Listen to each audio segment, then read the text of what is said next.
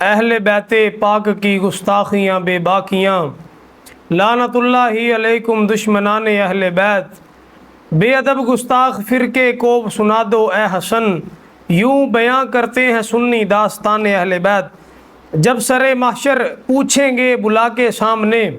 جب سر محشر پوچھیں گے بلا کے سامنے، کیا جواب دو گے تم خدا کے سامنے؟ حضرات محترم، جب بھی واقعہ کربلا کا ذکر کیا جاتا ہے، سانحہ کربلا کا ذکر کیا جاتا ہے، تو اس وقت یہ ضروری ہے کہ وہاں پر حضرت زینب رضی اللہ عنہا کا ذکر بھی لازمی کیا جائے، کیونکہ آپ وہ ہستی ہیں کہ جو حضرت امام علی مقام حضرت امام حسین رضی اللہ عنہ کے ساتھ شروع سے لے کے آخر تک کھڑی رہیں۔ حضرت زینب کی والدہ حضرت سیدہ کائنات سیدہ فاطمہ الزہرا رضی اللہ عنہا، اور آپ کے والد محترم کا نام حضرت مولا علی مرتضیٰ شیر خدا رضی اللہ عنہ ہے، اور آپ کی کنیت ام الحسن اور ام کلثوم بھی ہے، اور بہت زیادہ مشکلیں اور پریشانیاں دیکھنے کے سبب آپ کا جو لقب وہ مشہور ہے، ام المصائب بھی ہے۔ حضرت زینب رضی اللہ عنہ آپ کی ولادت باسعادت جمادی الاولیٰ میں 5 ہجری کو مدینہ طیبہ میں ہوئی۔ اس وقت نبی علیہ الصلوۃ والسلام چونکہ مدینہ میں نہیں تھے، تو نبی علیہ الصلوۃ والسلام معمول کے مطابق جب مدینہ شریف واپس تشریف لے کر آئے تو اس وقت سیدھا سیدہ کائنات فاطمہ الزہرا رضی اللہ عنہا گھر پر گئے۔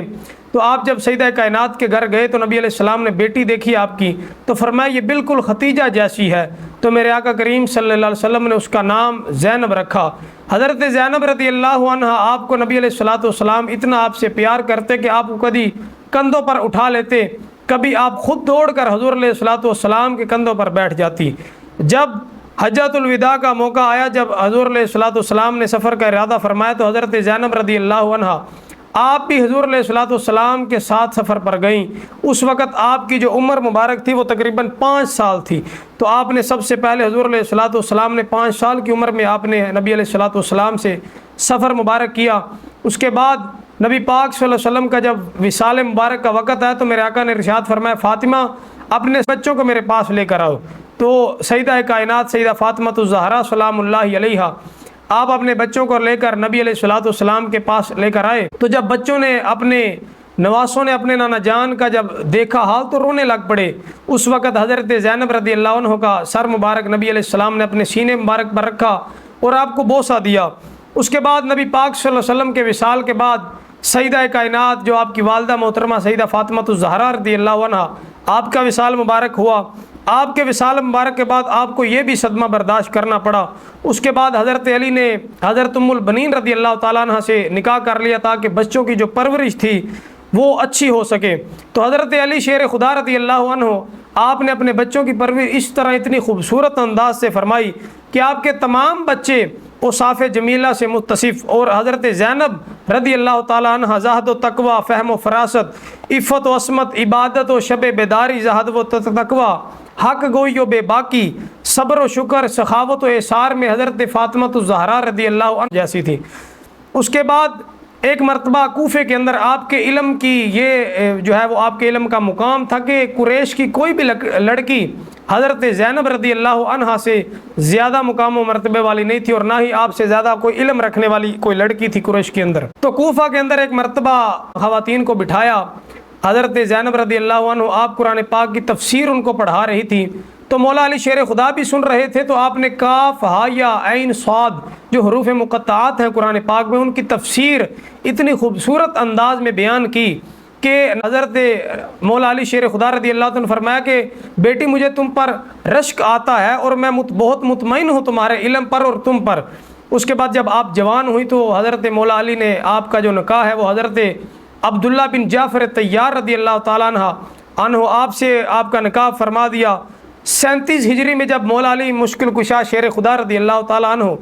آپ نے کوفہ کو دارالخلافہ قرار دیا، اس کے بعد حضرت زینب بھی اپنے بچوں اور شوہر سمیت وہاں پر جو ہے وہ چلی گئیں، وہاں پر رہنے لگی کوفہ کے اندر۔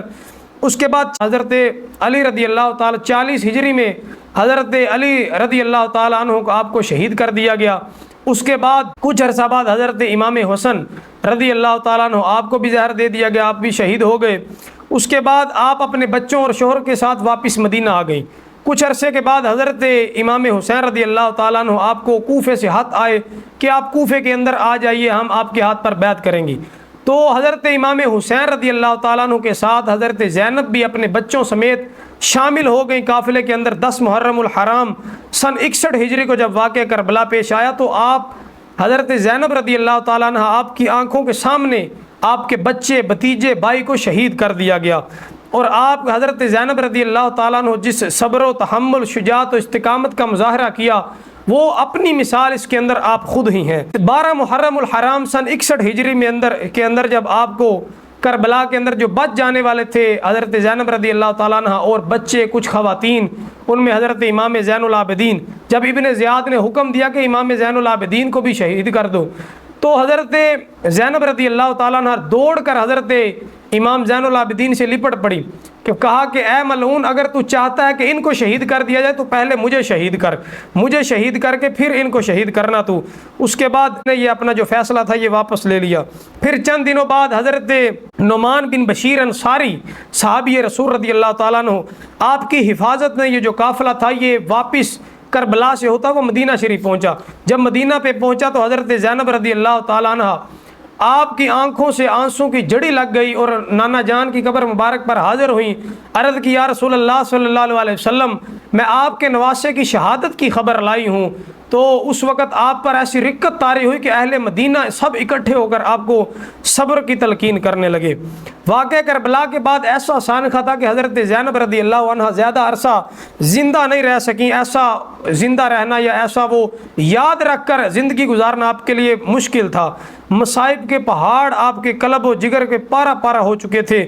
سن 62 ہجری میں آپ نے اس دار فانی سے کوچ کر گئے۔ جب آپ شہدائے کربلا رضی اللہ تعالیٰ عنہما کے مصائب نہایت ایسے جو ہے وہ علم ان کا بیان کرتے کہ اہل مدینہ کے سینے کے اندر اہل بیت کی محبت اجاگر ہو جاتی۔ اس وقت جب جو عامل مدینہ تھا اس نے یزید کو یہ پیغام بھیجا تو یزید نے فوراً سے یہ کہا کہ حضرت زینب سے کہو کہ مدینہ چھوڑ جائیں۔ تو حضرت زینب نے اس پر فرمایا کہ میں یہ مدینہ چھوڑ کر کہیں نہیں جانے والی۔ تو آپ کے رشتہ دار اہل و عیال نے یہ اصرار کیا کہ آپ چھوڑ جائیں۔ تو آپ نے پھر مصر کی طرف ہجرت کی، اور ایک تاریخ میں روایت میں یہ بھی آتا ہے کہ آپ نے دمشق شام کی طرف ہجرت کی، کیونکہ وہاں پر حضرت عبداللہ بن جو آپ کے شوہر تھے عبداللہ بن جعفر طیار رضی اللہ تعالیٰ عنہما،